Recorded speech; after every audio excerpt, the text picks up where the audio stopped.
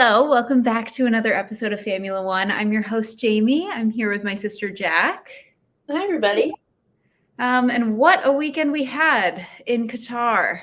We have a lot to get through, so we should probably just jump right in. There's a lot. I mean, I guess to start off, as a shock to nobody, Max Verstappen is now a three-time world champion. Something that is shocking, though, we got 2 curses broken this weekend. Yeah, Nico really tried it. He really was like, I got you guys. Nico Rosberg posted a picture with just right in front of Max's car. Yeah. And he did not prevail this time. This is like what we said in the curses episode, though, that we said if he tries to start harnessing his power, that's not going to work. It's not going to work. It didn't work. Bahrain curse is also broken, which we kind of knew was going to be broken this season. Yeah. Who knows? Maybe they'll come back next year with a vengeance because they're pissed off about being broken. Yeah. I mean, oh gosh. That was amazing. We're in for a big season next year, if that's the case. Big season. But in other news, Jax, you must be pleased. I've always wondered, especially this season, like with Red Bull winning so much, I was like, do they ever get bored of winning so much? And as a McLaren fan recently, I can say you do not get bored of it. You don't. That's 3 podiums in a row, 2 double podiums in a row? Yep. Epic. And your 500th and 501st ever podiums for McLaren. So yes, and we are world record holders. We took it from Red Bull with our 1.8 pit stop, which is wild. Yeah. And Mr. Oscar Piastri won the sprint race. I love him. Which I mean, that was a crazy sprint race. Crazy. And then Oscar won it, but Max won the championship during the race. So like Max got to pull up onto the little like platform thing, and it was like Max Verstappen champion. And I was texting Jax the whole time, and I was like, "What is this? No, Oscar won." Wait. Yeah, it makes sense. Yeah, it was just I wanted more fanfare for Oscar. Yeah, Oscar will have his moment. He'll have his win with a real podium, real race win one day, and he'll be able to do it. But yeah, no, it was a great weekend. I was wearing my McLaren sweatshirt all day, every day. Very proud. Papaya Army. Papaya Army, even though I don't love being called that. Something that we sadly didn't see on Sunday. Carlos did not race. Yeah, so Carlos Sainz was pulled from the race due to a fuel leak in his car. And it's odd. He was having misfiring issues all weekend. Started on Friday and then heard him talking about it through sprint shootout and through the sprint. I don't know how engines work. I wouldn't think that misfiring would cause a fuel leak. I think they're probably separate issues, which is even worse. Yeah. But yeah, it was heartbreaking. It was very sad. Then if he was racing. Charles Leclerc did well, though. Mm-hmm. Ferrari held it down. FIA, though, and Pirelli both had to step in and put some tire lap limits for safety. I think it was 18 laps max. You had to pit, so teams pitted 3 or 4 times, which was wild to see. Yeah. So essentially what happened this weekend is I think due to the temperatures, as well as they introduced new curbs to this track. They're called pyramid curbs. And Pirelli found that it was causing too much stress to the tires and that the tires were starting to separate the wall from the other term that I don't know. And so they actually changed the track ahead of sprint shootout. The drivers had a 10-minute familiarization session, and then we went out. So it was interesting. I will say, as a Ferrari fan, the idea of having to watch them do 6 to 8 pit stops, if they were going to have 2 drivers, did give me slight heart palpitations. They did well though on their pits. They did well. They, McLaren was the star of the show in pit stops, obviously, for the 1.8, but Ferrari had a 1.9, like 4 or something like that. I was like, great job, everybody. We did it. They knew that they were going to be the butt of jokes. They already were, because everyone was like, pit stops, Ferrari stressed. Yep. We're going to show you guys up for sure. Yeah. The tweets that I saw as soon as that was announced, and it was like, POV, they just announced 18 laps on tires and you're a Ferrari fan. It was like, oh God. Even more craziness. Lewis Hamilton was out lap 1, turn 1 after a crash with his teammate George. It's kind of a sandwich situation. He saw the outside, was trying to go around, and then got clipped and ended up in the gravel. That was wild. I feel like we haven't had too many turn 1 things like that recently. The scream that I let out when that happened, I was like, okay, my neighbors are gonna think I'm like in trouble by that scream. But yeah, I mean, I think it was odd because they must have talked about what they were going to do at the start, and Lewis was on better tires. So I think it was Nico was talking about this. Nico, shout out Nico, we love you. Love you. He was like, why would they put Lewis on a faster tire when he's in third? It doesn't make sense. Yeah. And after he said that, I was like, oh my God, that's so true. And I saw the line that Lewis was going for, and I was like, oh my God, he's going to get around both of them. It's going to happen. And then it was just a sandwich situation. George had nowhere to go. And, they're going at such a quick speed, one little touch, and that's all it takes. Yeah. And I don't think Lewis realized how close George was to Max. So I think Lewis went around expecting George to have room to move in, and he didn't. So, I will say the one thing is like, it was Lewis's fault. He has admitted to that. And it is always like, it's better, I think, when like it was Lewis's fault and his race got ruined. He didn't take anybody else out. George was able to work his way back up the field, even though he was running last at one point. To P4, which is crazy. They were even saying, I can't remember if it was Crofty or someone else, but saying, imagine if he wasn't hit on that first corner and he wasn't stuck in the gravel for so long, because he had this incredible race and was going so fast. I mean, you do have to wonder kind of what could have been with those Mercedes cars. It was, George drove out of his mind in such an amazing way. Mm-hmm. And then Lewis also, I don't know if you saw this, Jamie, but Lewis got a fine. Yeah. A 50,000 euro fine for crossing the track while the race was still going on, which was so badass. Well, the funny thing is, it's like he's been in Formula One long enough to know that he's not allowed to do that. He just like was so mad at that point. I just don't think he cared. And it will go down to 25,000 if he doesn't do it again for the rest of the season. But still, that is a good thing he's got some money. Good. Yeah, I don't think that's going to really hurt him too much, to be honest, if we know anything about the size of his contracts. Yeah, but I mean, Netflix is also going to eat up that video. That one, have you seen that clip? It's like Lewis walking and then George driving behind him. I'm like, that's the new one for Drive to Survive season. What is it going to be, season 6? Last year it was, I think it's going to be season 6. Yeah, season 6. Yeah. Like last season 5, it was the clip of the DNF Red Bull and the 2 Ferraris driving by. This is going to be the clip this year, I feel like. Yeah, 100%.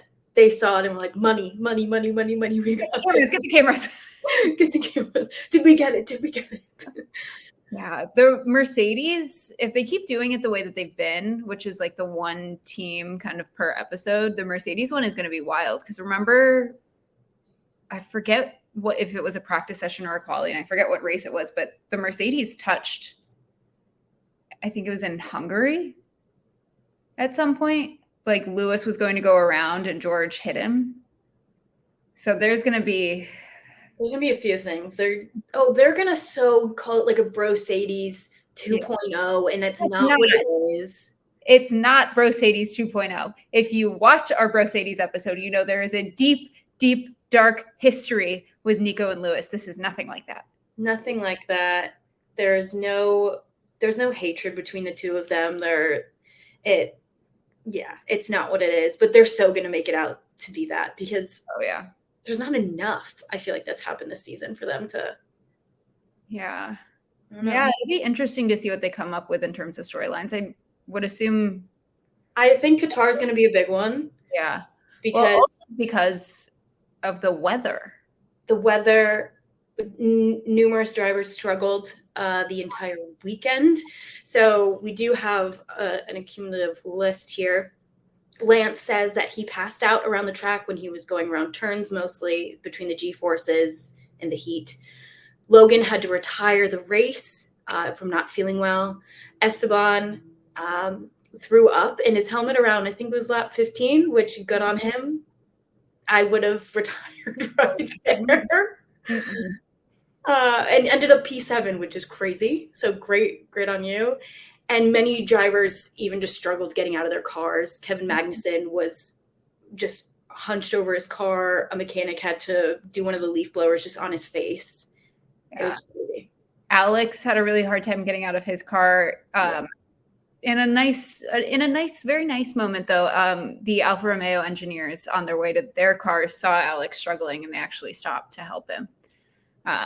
Lance, the video of Lance getting out of his car is like pretty scary. He going straight to an ambulance. I mean, he couldn't really stand, and if you see the way he walks to the ambulance, he like kind of walks into it, like slams up to it. So that was scary. And Logan, I mean, when he retired, when they were filming like the clips that we got of it, you could see the sweat dripping off of him. Like you could see it. Well, you see these clips of drivers who are going full speed and flipping their visors up because we need some sort of airflow. Yeah. So that has also gone into this call, which I'd love to hear your thoughts. I have thoughts about it. That Qatar should be taken off the list for the schedule next year. And that the FIA has said that they're going to investigate the conditions and everything like that.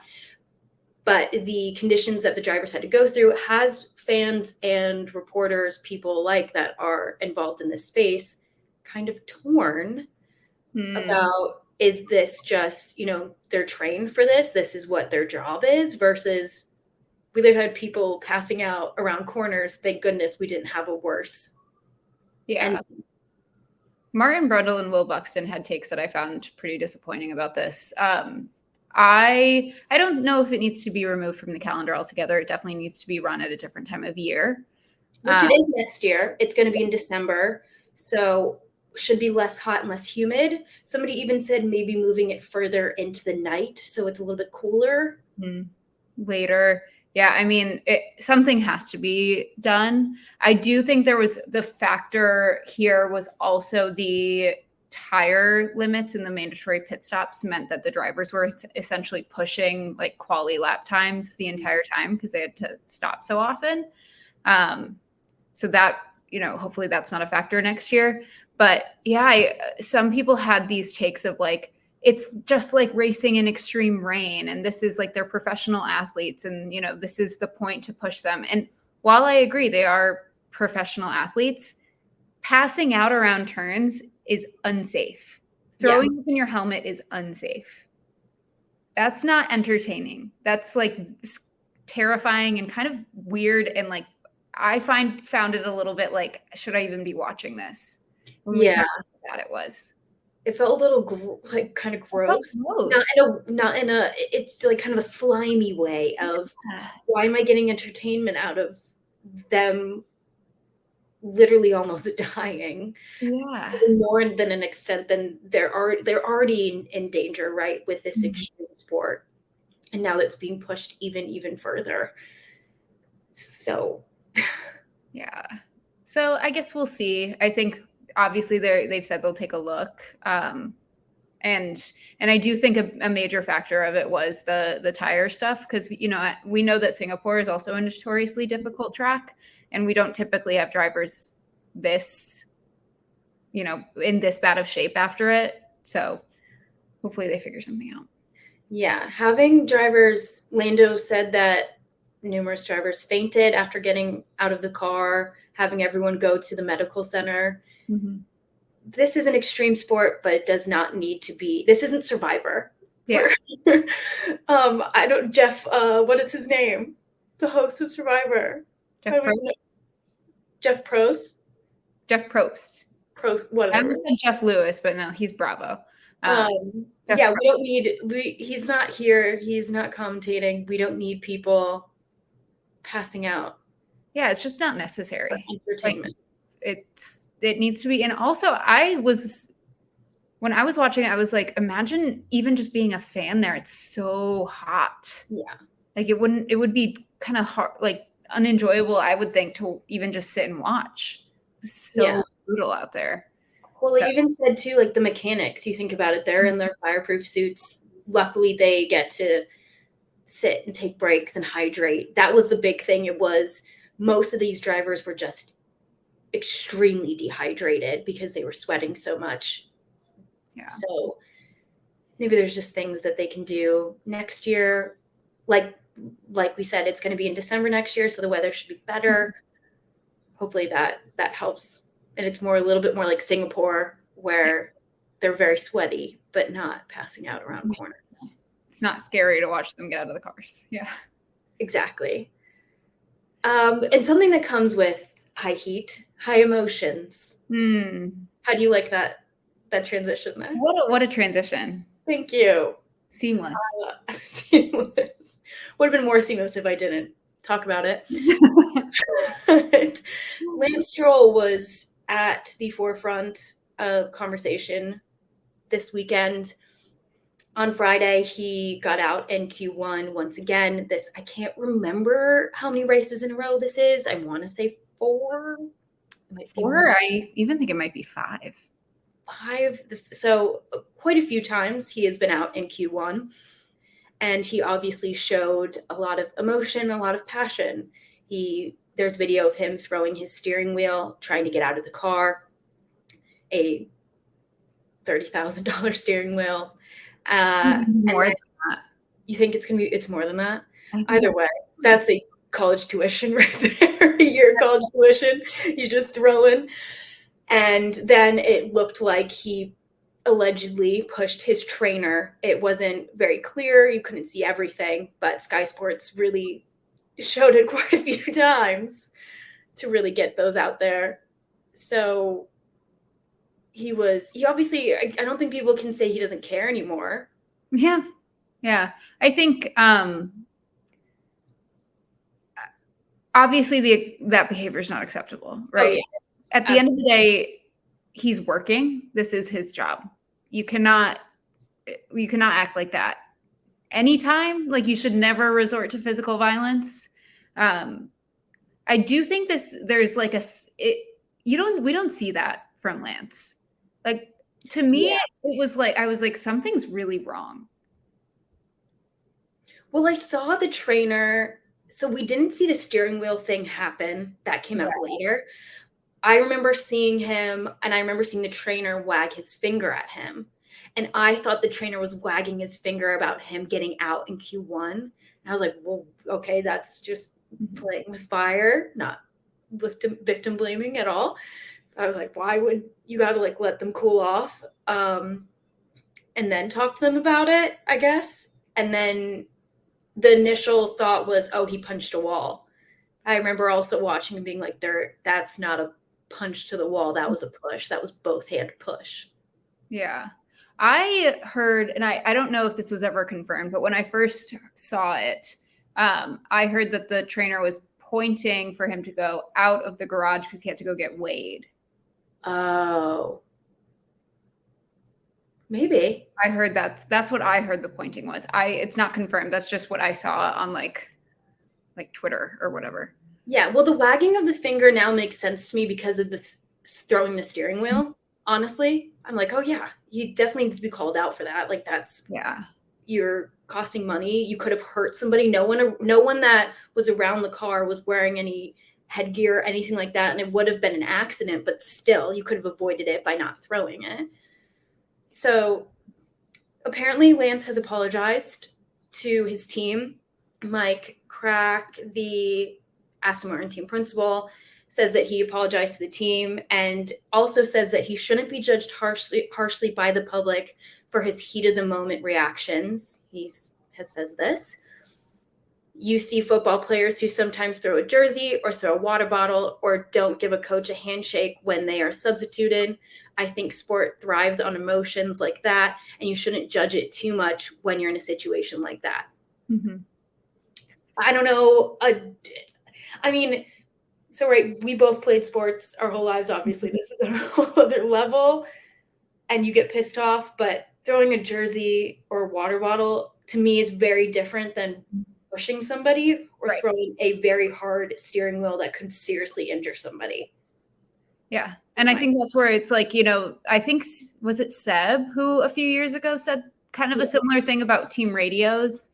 And somebody, it might have been Lewis or someone was getting heat about something they'd said on the radio during the race. And Seb was like, I mean, imagine if you mic'd up professional footballers, you know, footballers European, so like soccer for us, or American football players. Like, yeah, you know, it's in the heat of the moment. If you played anything, if you've done anything competitive, you know how heated you can get. But physical violence is never okay. Yeah. Never the answer. There's a cutoff, you know, because I remember Lando got heat he was commenting on the traffic on a radio and saying, well, these people aren't even racing for anything. Like they need to blah, blah, blah, blah. Radios to me it's a totally different category. Well, like I get that. I 100% agree with Seb on that. Mm-hmm. You say things in the heat of the moment. Not only these guys in the heat of the moment, adrenaline's pumping, you're also in very dangerous situations. You're going at 200 kilometers. Like you're going fast. Yeah. And I will say, I believe as of today, it's been released that Lance has been summoned to the FIA over certain actions, which it's not been specified, but we can all assume it's over this. So we will see what that ends up if we hear anything more about it. But yeah, I do feel like it's not behavior we typically see from him. And I think if even people are like, you know, what if this is how is behind closed doors? I think there's cameras everywhere. We would have seen it, I feel like, by now, because he's been in this space for so long. And had we not seen it, there's the rumor mill in this sport is crazy. We would have heard something. Crazy. Like, so I do think there's, you know, he's really having a hard time, I believe. Is kind of what I got from that. Not saying it's okay, but I'm saying that's what I got from it. Yeah, very much on the same page. Not okay. He definitely cares, and I think that proves it. He definitely cares. He definitely wants to be here. His interview afterwards was quite brutal. Listen, I'm a Lance Stroll sympathizer till the day I die. Not saying I can defend this, but I'm still a Lance Stroll sympathizer till the day I die. Yeah, so that's kind of the roundup of Qatar. There have been a few F1 related news come out recently, like Pirelli is sole tire supplier until 2027. Yeah. I did hear something that they were slated to announce it during Qatar, but then they delayed it. Not the time. It makes sense. But I mean, we'll get into tire suppliers in just a second. So yeah, I wonder if that's why, like the director of Pirelli was there at the race. Probably. I don't know if he's normally there.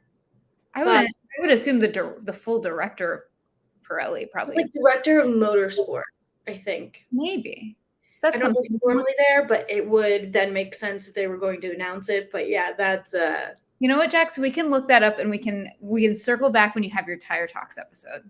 Oh yeah. The director of Pirelli is at every race typically. We'll confirm or deny. And then something I did want to just get your opinion on, Zoe from Fan Behavior, shout out to Fan Behavior F1. She brought up this really, really good point that I believe to be true, is that Checo's seat at Red Bull is dependent on him finishing P2 in the Drivers' Championship. I agree. I will say, I feel like I agree with everything fan behavior. Yeah. So I mean, if you listen to the way that they're talking, like going back to our Red Bull and our silly season episode, you listen to Helmut Marko on this specifically. Don't listen to him basically any other time, but on when he talks about driver performance, he's kind of the litmus test for how things are going in there. And he'll spill a lot more than Christian Horner will. And he's started saying, like, well, we really need Checo to get back, and we really need Checo to secure P2 in the championship. And even Christian Horner has started to say that. And they haven't quite gone so far as, like, he won't be back if he doesn't get it. But I think everyone can kind of read in between the lines. And if this is, I mean, he stopped them from getting a 1-2 in the championship last year. Charles Leclerc narrowly beat him. Yeah.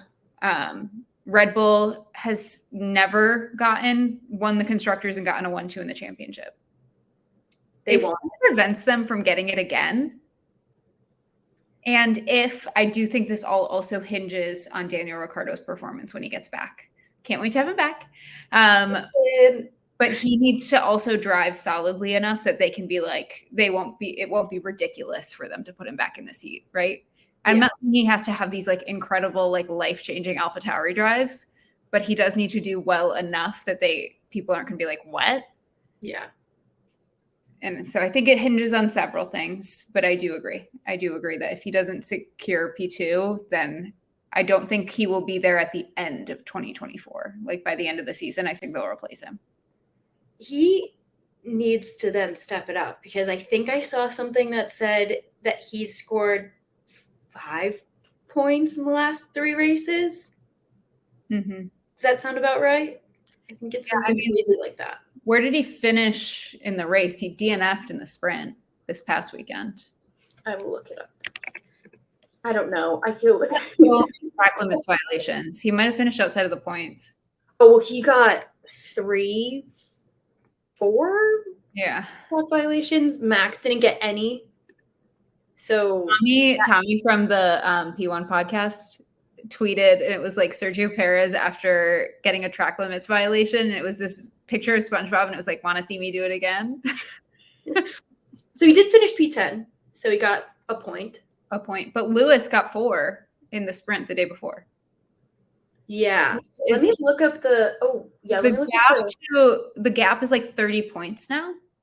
And had Lewis not DNF'd, I mean, that would have been far smaller of a gap in the So Sergio Perez, I think that this is correct. Sergio Perez has 224 and Lewis has 194. Mm-hmm. 30 points. 30 points. So you were right. Yeah. So we'll see. We'll see.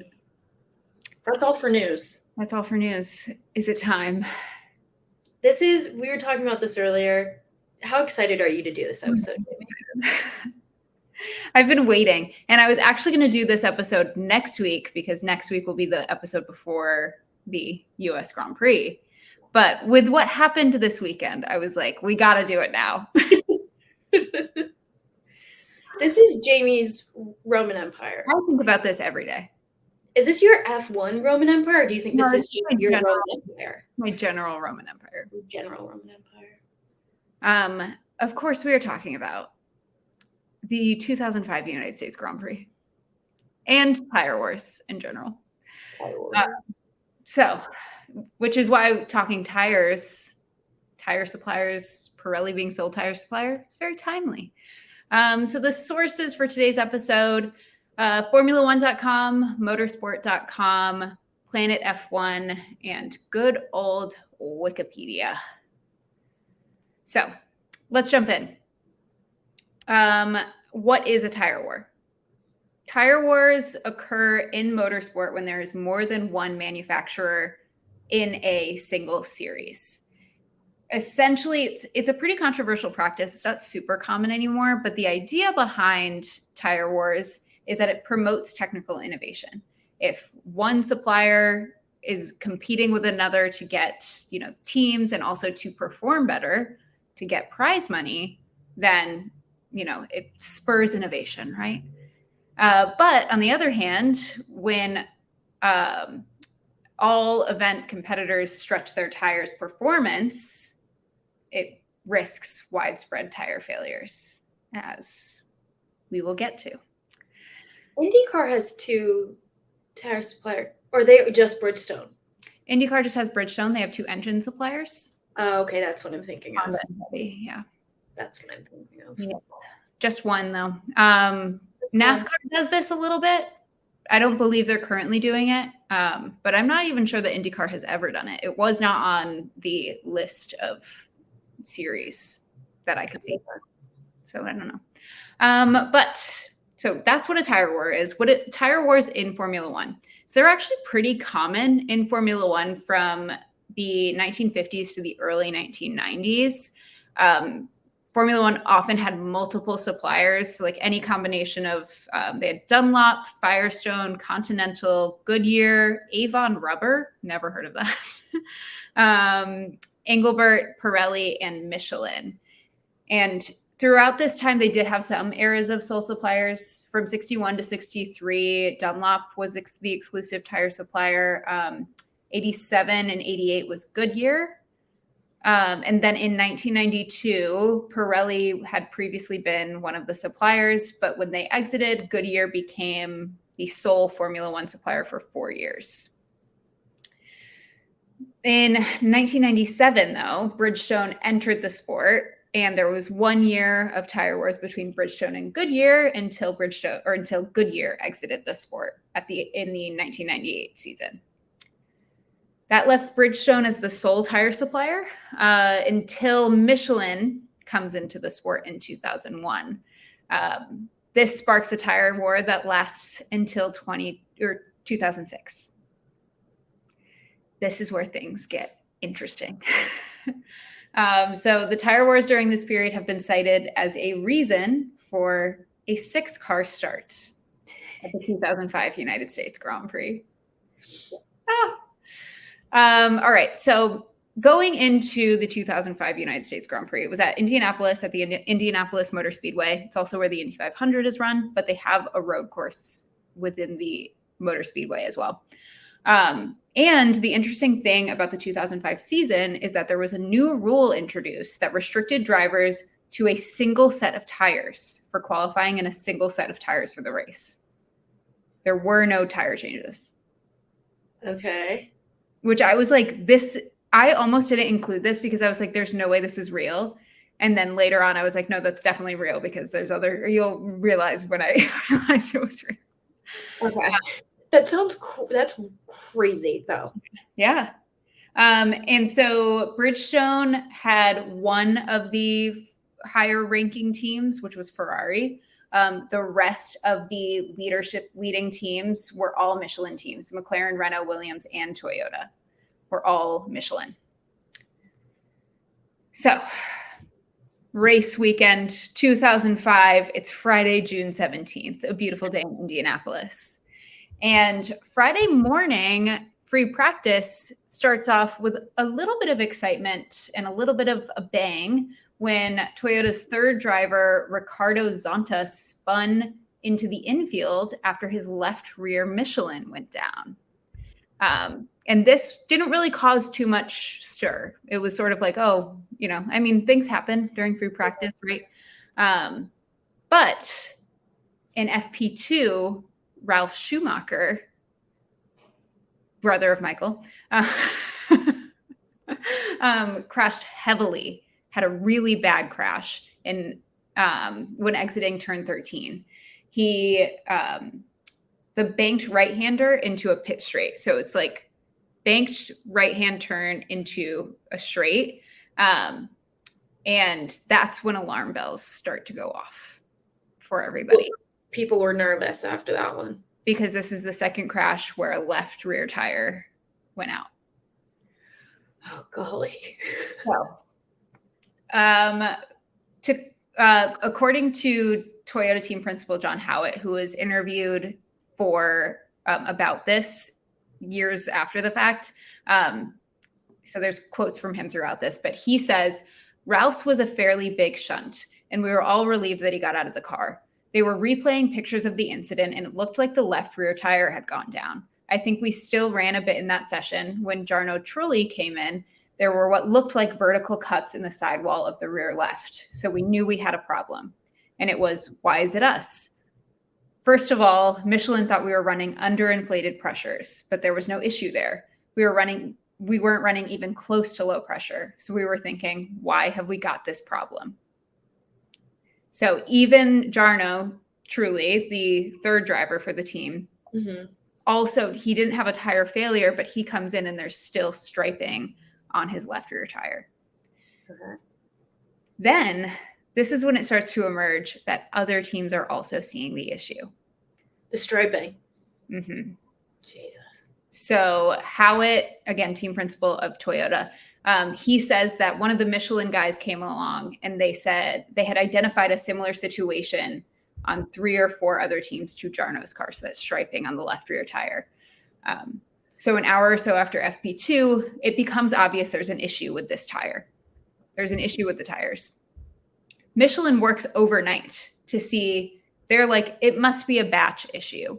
Even though Howitt says it was clear that all of the teams, we weren't all getting tires from the same batch, but Michelin works through the night to test to see if this is a batch issue with the tires. Yeah.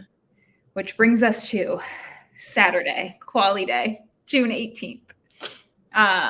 Michelin works overnight. The news in the morning is not ideal. Howitt is told that was a wave created in the sidewall as you go around the banking.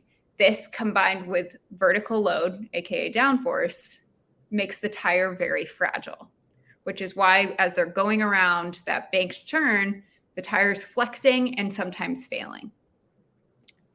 Michelin believes that while it didn't appear that Toyota had more downforce than anybody else, because remember, Toyota's the only one that's had a failure at this point. Everybody else has striping, but Toyota's the only one that's had tires actually fail. The natural frequency of their chassis, which I don't know what that means. I copied and pasted. Radical honesty, I copied and pasted that one.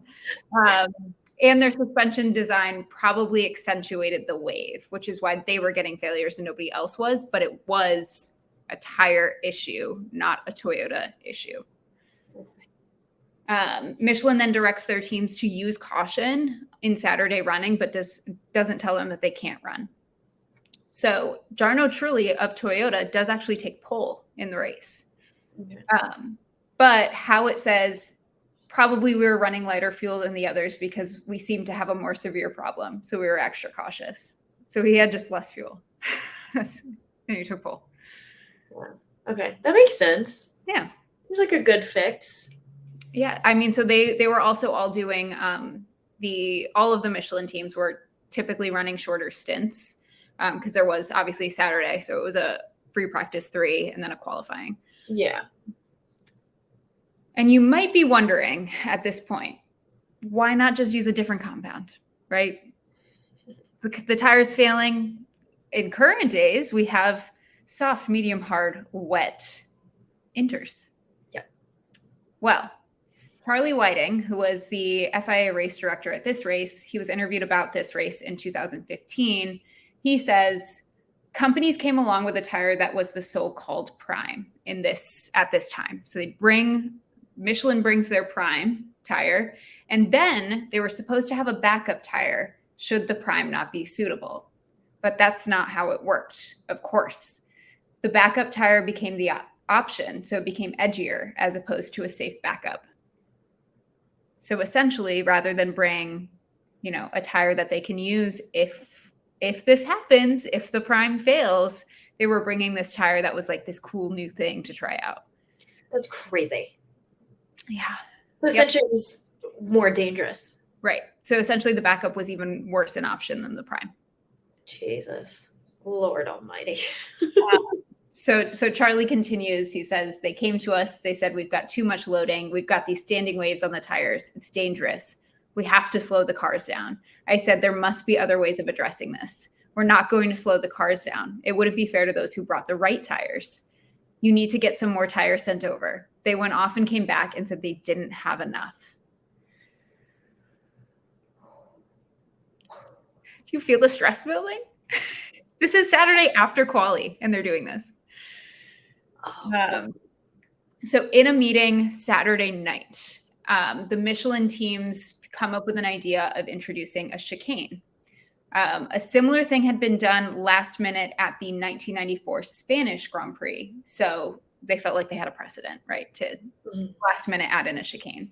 So a little bit more about this chicane idea is the assumption is that the problem was that turn 13 turn, that banked right-hander into a straight. It's where Ralph crashed. It's where Ricardo had his deflation that landed him in the midfield or in the middle. So the Michelin teams agree that we should add a chicane so that the cars entered turn 13 slower. They bring this to chairman of F1, Bernie Ecclestone, and IMS, Indianapolis Motor Speedway, IMS president, Tony George, and they both agree. They're both like, yeah, we'll make it happen. We'll add a chicane. However, this then gets to Charlie Whiting, FIA race director, and to FIA president Max Mosley, and they shut it down immediately. They say it's not safe. It's not safe to run a chicane that has not been tested. Charlie Whiting highlights, which we've actually seen this happen at IMS. What if a car hits the chicane and a tire flies into the crowd? If you look at how IMS is set up, they're right, like the seats are right up against the track. And actually at this year's 500, Kyle Kirkwood's tire came off and it didn't hit anybody, luckily. It actually went over the stands and into the parking lot. So this is not an unrealistic thing to think about. They need to rethink that. Yeah. Entirely. They've tried. They're working on it. This isn't ice hockey. We don't need to be right up with everybody. So Saturday night again, the chicane's just been shot down. So in a last-ditch attempt to fix the issues, a random selection of 26 tires are flown down to a Michelin research and development base in Akron, Ohio, in a small cargo plane. The FIA only agreed to this if they could also send down technical delegate Joe Bauer to chaperone them. So Joe, along with 3 Michelin engineers, were given use of the McLaren private jet to fly to Akron, Ohio, to test these tires. Saturday night before the race. This is crazy.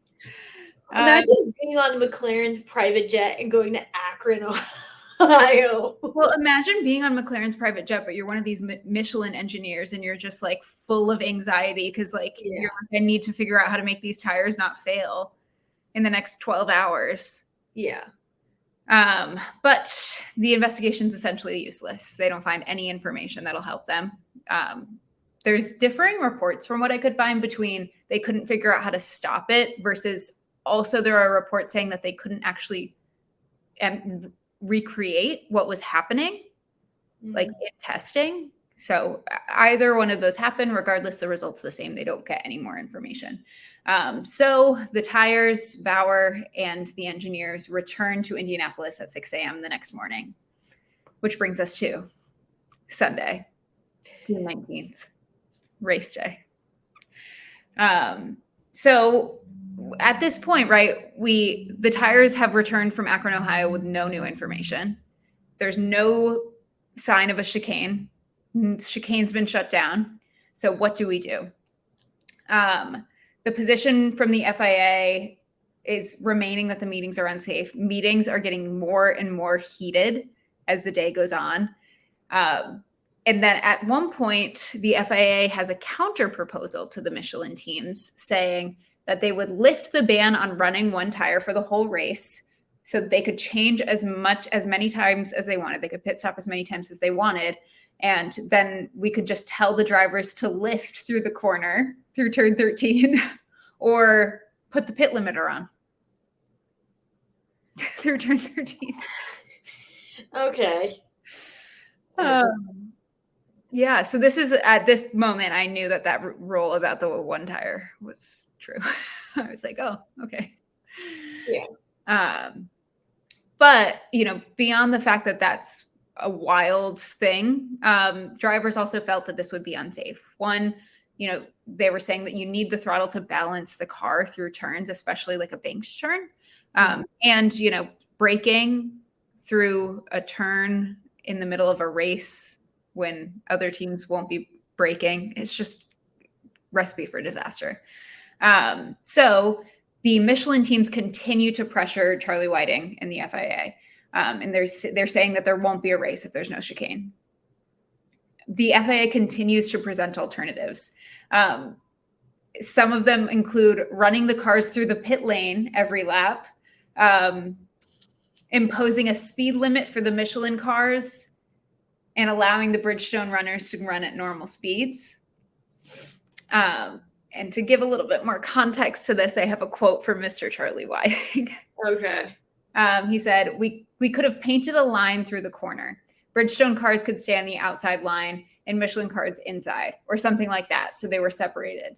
We could have just used a pit lane speed limiter, or we probably would have monitored it with a speed gun. We didn't have timing loops in those days, as in many places, but there were ways of doing it simply, really. And they could have just used a pit lane speed limiter.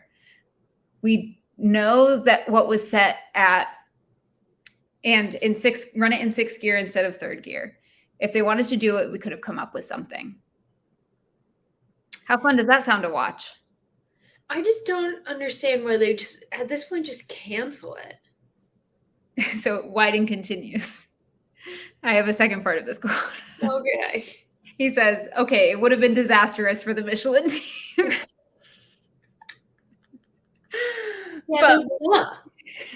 He says, but we would have had a race, and the Michelin cars would have had a good race amongst themselves, and you would have had a full field. It would have been very straightforward. I was pressing them to tell me what they thought a safe speed was through that corner, and they could never tell me. And at this point, this is actually a valid point that he has. So if I put a chicane in, how does that guarantee that the speed is going to be safe through the corner? Because he was like, they wouldn't tell me what's a safe speed. So he is right about that. I gave them all the reasons why a chicane wasn't going to happen. So poor Charlie. That part of, we'll just let them just, they can all go play with each other, and that's it. It's like, oh, well, you guys are going to be so slow, but you're going to have so much fun. You know what? It's always good to just participate. Yeah. Trophy. So this is the status, as we stand, right? Charlie Whiting is trying to find an alternative for them. The Michelin teams are going chicane, chicane, chicane. Charlie's going, no, we're not doing a chicane. Well, later that day, Charlie learns that a chicane is just being built with tire stacks. Oh my God. So he claims that it was at the request and approval of Bernie Ecclestone. Bernie has always been messy. Bernie's messy. I will note that Tony George does not recall if it was at the request of Bernie or not. That's just what everyone is leaning into, and I'm here for it. Yeah, I believe if it was at the request of Bernie. Yeah. It's all Bernie good. does what he wants. He doesn't care. Literally.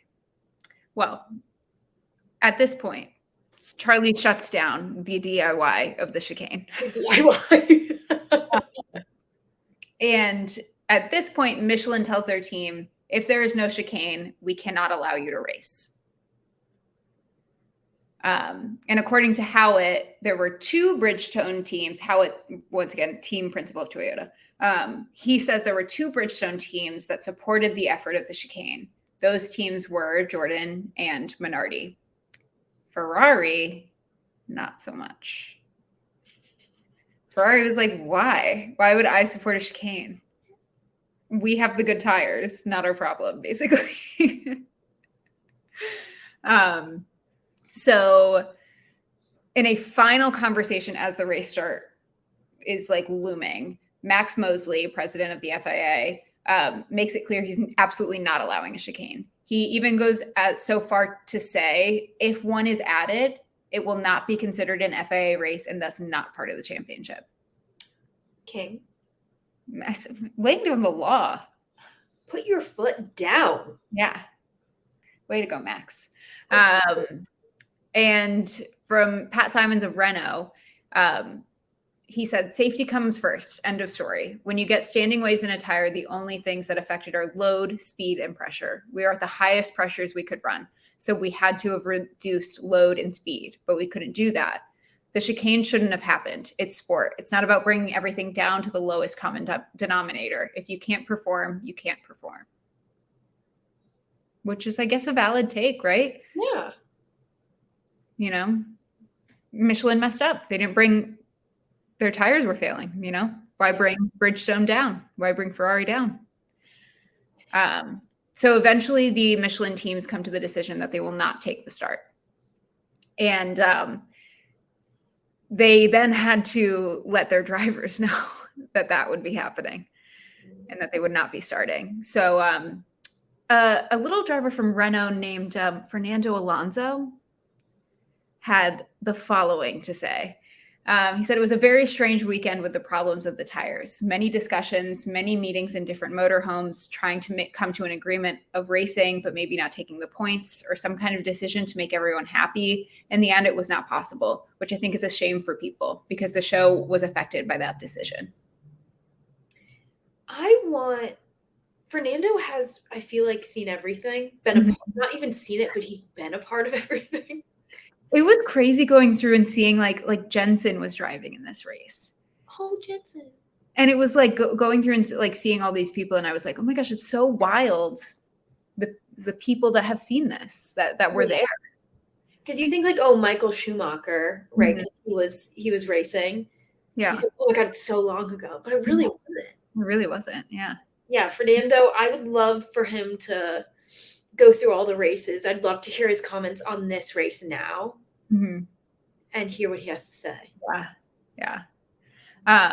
So essentially the Michelin teams agree that they will go to the grid, which is required by the Concord Agreement.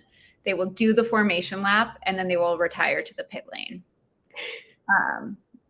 Charlie Whiting says that he was informed that this would happen, but even while he was watching the formation lap, he wasn't confident. He was like, they're going to line up. He was like, no, they'll do it. They'll race.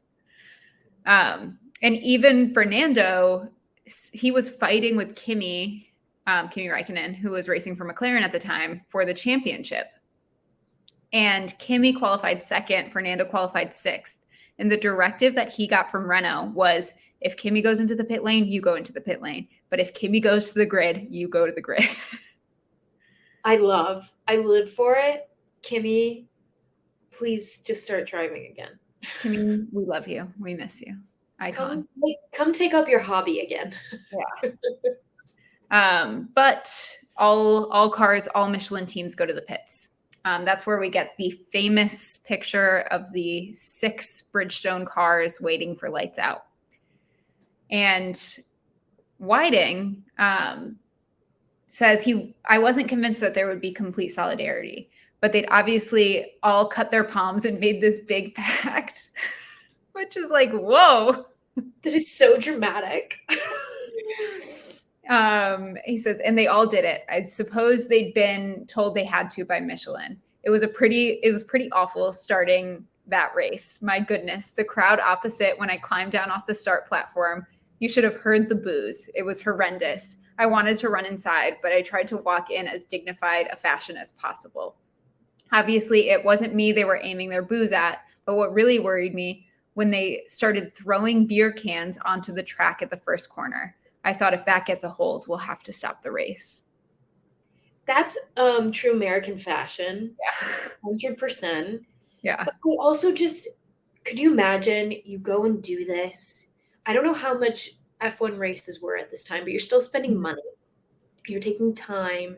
There's probably kids and stuff there, and you're all doing this, and there's 6 cars. Yeah. Well, and like, at least to my research, and I could have just missed it, but I'm not sure that there were any sort of like press releases or anything. So they just found out when they showed up. Yeah. Like it's completely possible that they found out when the cars went into the pit lane instead of going to the grid.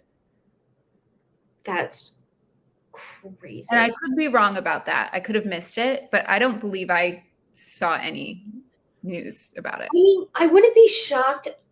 Just look at Qatar. The drivers found out the same time about the tire limits that we did.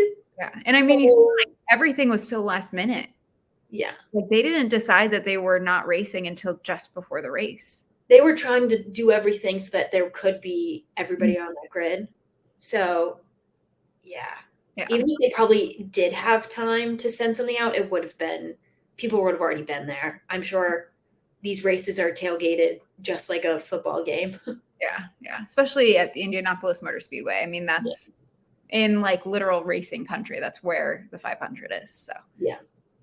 Big racing people there. But to give you like a quick one-line synopsis of how the race actually goes with those 6 cars, Michael Schumacher wins.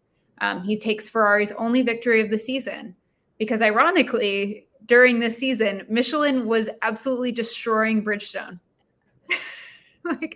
like Michelin cars were so much better on every other track.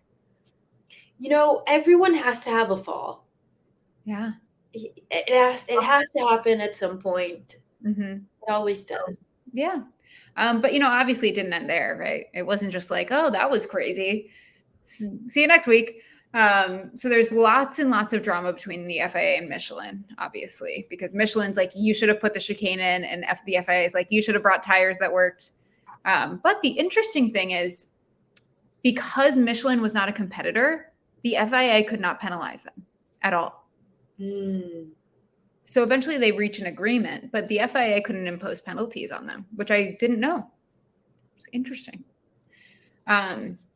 7 Michelin teams were subjected to a World Motorsport Council hearing, and they were found guilty of failing to ensure that they were in possession of suitable tires for the 2005 US Grand Prix, but with strong mitigating circumstances.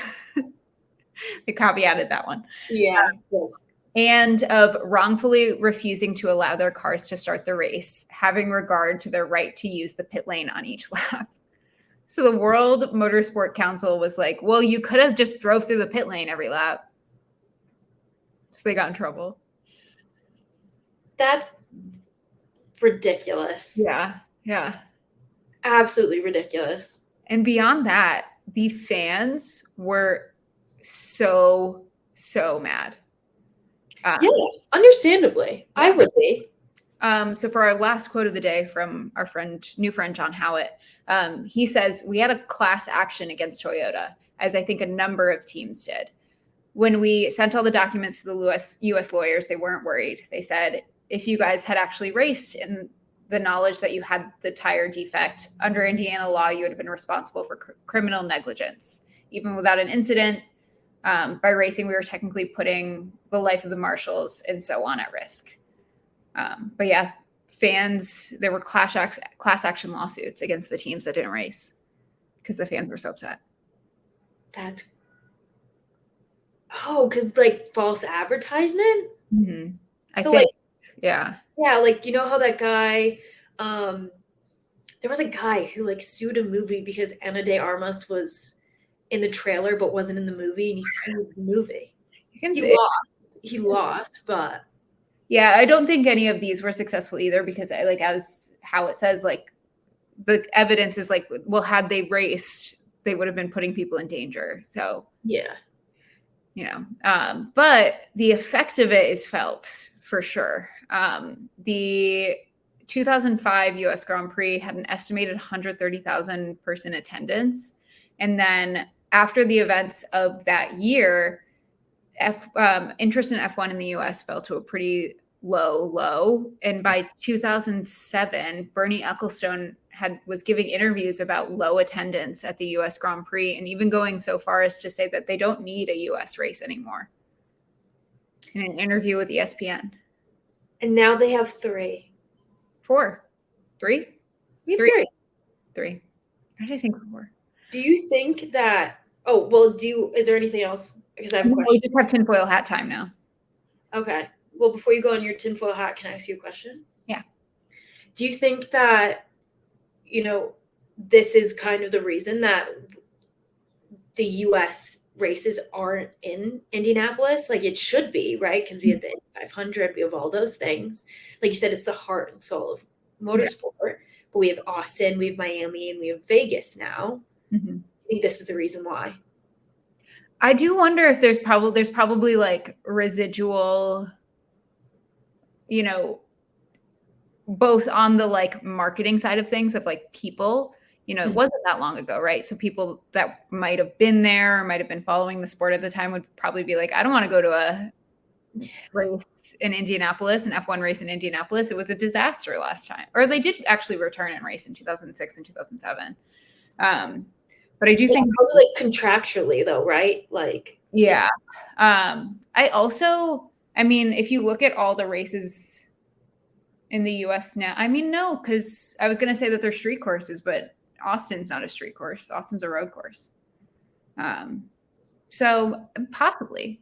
But Austin, you look at it, I think it has like some of the highest, it's like one of the highest attended races on the schedule. Yeah.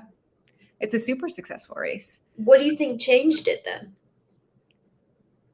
Tinfoil hat time. Tinfoil hat time. So my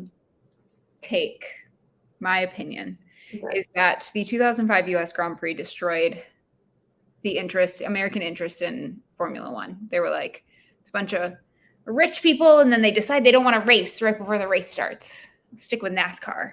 That's probably what they were all saying. Until a little show called Drive to Survive was released.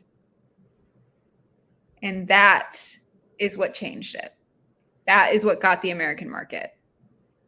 If we didn't have Drive to Survive, I mean, think people like us. I mean, we got into the sport through Drive to Survive. Yeah.